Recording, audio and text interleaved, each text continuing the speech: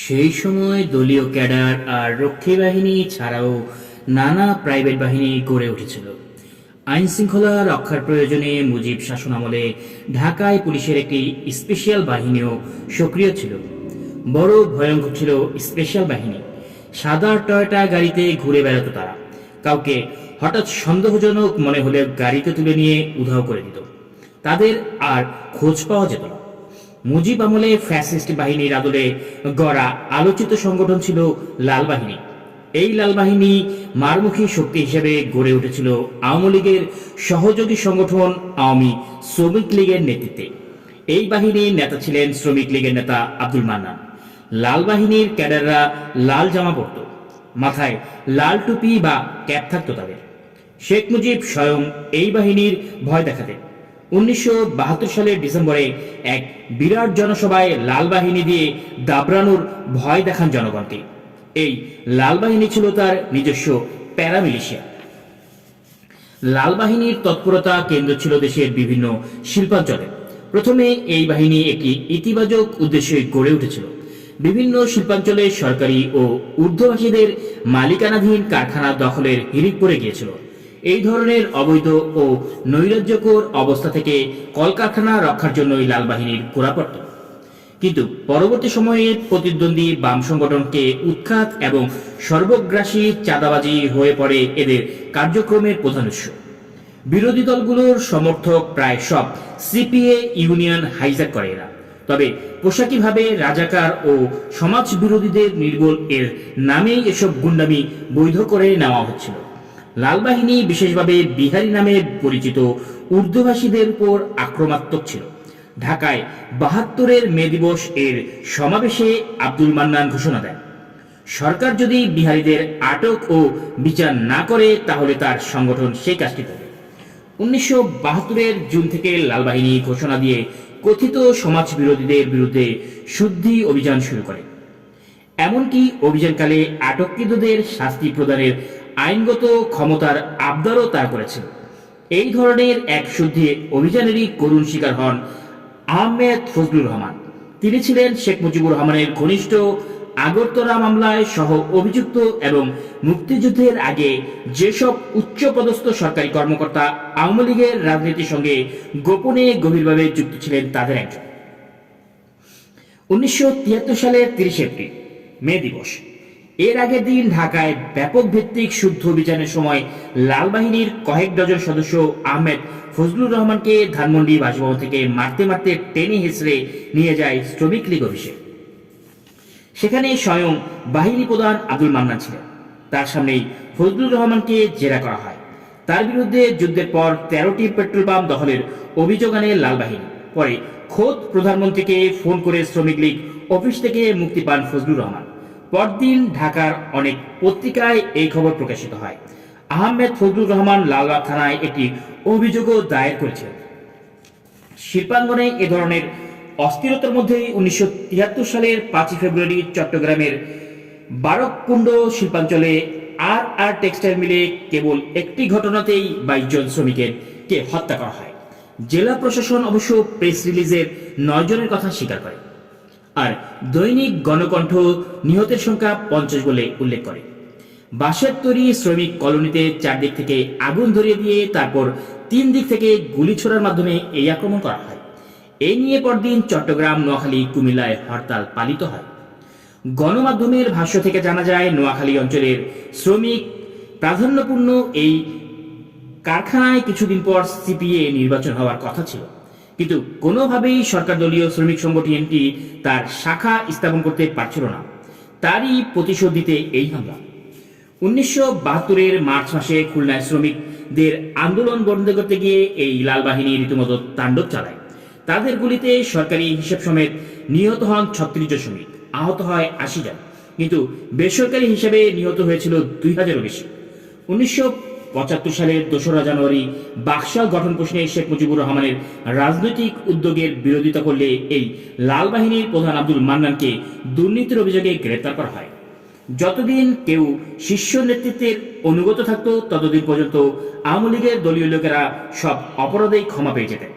একটা কথা চালু হয়ে গেছিল, খুন করেও যদি একবার শেখ মুজিবের কাছে পৌঁছানো যেত এবং শুধু পায়ের উপর পড়ে বলতে হতো অপরাধ করে ফেলেছি, এখন কি করব, তিনি পিঠের উপর দুটি থাপ্পড় দিয়ে বলতেন, যা হতভাগা, এবার বেঁচে গেলি, আর কখনো এমনটি করিস না। ফেব্রুয়ারি মাস 1973 সাল, একটি রাজনৈতিক দলের সভা চলছিল। পাশের রাস্তা থেকে ধরে নিয়ে যাওয়া হলো দুজন পথচারীকে। তৃতীয় জনকে ধরতে গেলে সে চিৎকার করে উঠল, আমি কোনো দল করি না, আমি কোনো দলের লোক নই। থমকে গেল হাইজাকারীরা। তারপর ওদেরই একজন চিৎকার করে উঠল, এ লোকটা পোস্তগোলার ব্যাংক লুট করেছে, ধর বেটাকে। তারপর হাঁটুরে কিলখুশি, সে মানুষটার কণ্ঠ মিলিয়ে গেল শোরগোলে। হারিয়ে গেল সে জনারণ্যে। পিটিয়েই মেরে ফেলা হলো হতভাগ্য যুবককে। পরদিন মৃত্যুর আগে ভয়ার্ত সে যুবকের রক্তাক্ত ছবি ছাপা হয়েছিল পত্রিকায়। এই ছিল সারা দেশের নিত্য নতুন বা নিত্যদিনের সাধারণ চিত্র। যে কাউকে রাস্তায় গণপিটুনি দিয়ে মেরে ফেলতে শুরু করলো একদল সংগঠিত মানুষ।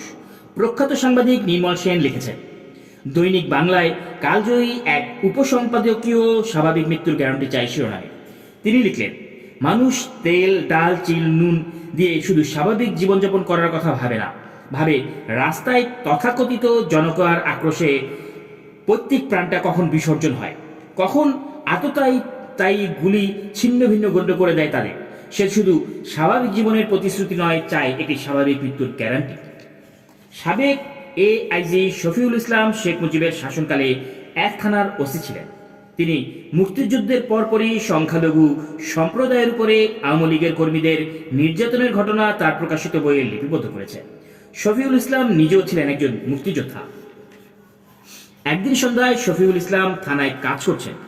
এমন সময় মাঝবয়সী এক হিন্দু ভদ্রলোক হঠাৎ করেই তার রুমে ঢুকে নিঃশব্দে সোজা পা জড়িয়ে ধরে কান্না জড়িত কণ্ঠে বলতে লাগলেন, স্যার আমাকে বাঁচান।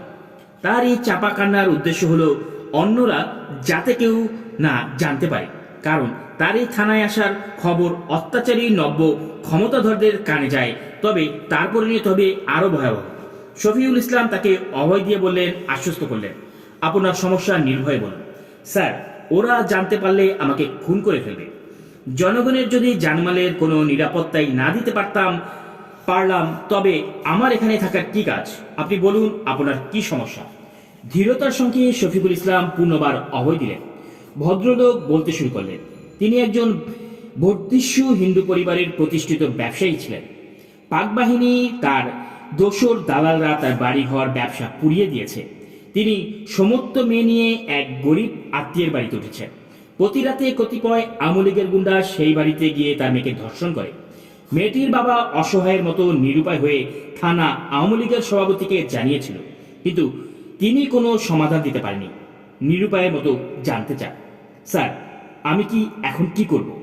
যাদের নাম তিনি উল্লেখ করলেন তারা আওয়ামী লীগের কর্মী, যারা এখন ধরাকে সরা জ্ঞান করে। কোনো আইনি শক্তি তাদেরকে পরাভূত করতে পারে না। এমন দোদণ্ড প্রতাপ নিয়েই সকল বিষয়ের উপর একচাটিয়া কর্তৃত্ব প্রতিষ্ঠিত করেছিল তারা। শফিউল ইসলাম দাঁড়িয়ে মাটিতে বসা নির্যাতিত মেয়ের সেই পিতার দুবাহু ধরে দাঁড় করালেন।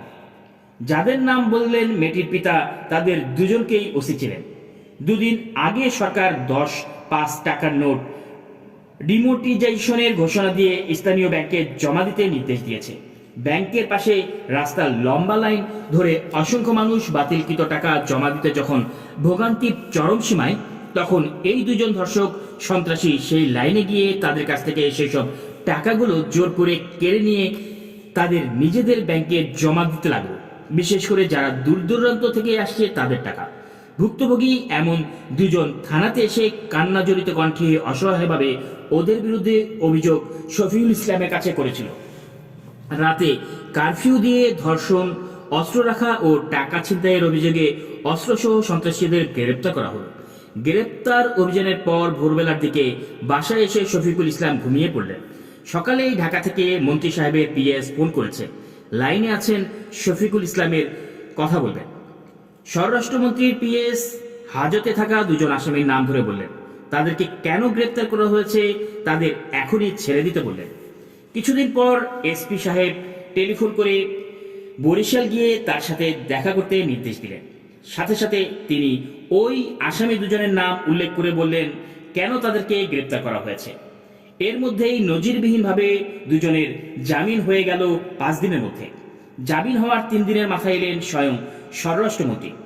তারপর সেই দুজন ধর্ষকের নাম ধরে তিনি বললেন তাদের বিরুদ্ধে কি অভিযোগ, কেন তাদের গ্রেপ্তার করেছেন।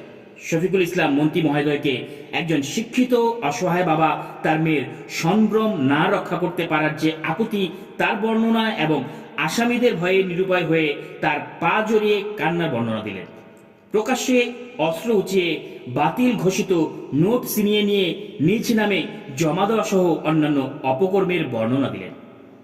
এত কিছু শুনেও মন্ত্রী মহোদয় তার দুজনকে সাথে করে ঢাকাতে নিয়ে গেলেন।